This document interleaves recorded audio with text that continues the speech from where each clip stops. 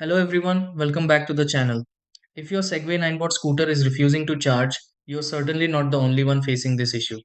Charging problems can occur because of a faulty outlet, loose connections, battery protection mode, or temporary electronic glitches. Fortunately, a Segway Ninebot scooter that won't charge doesn't always require a new battery or expensive repairs. In many situations, a few simple troubleshooting methods can help restore normal charging and get your scooter back on the road.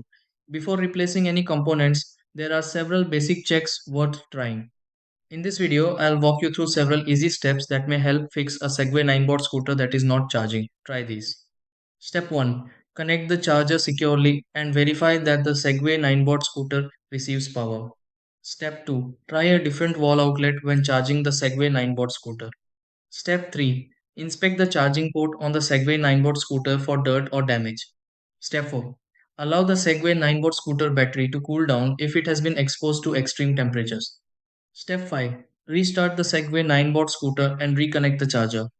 Step 6. Confirm that the Segway Ninebot scooter charging indicators respond normally.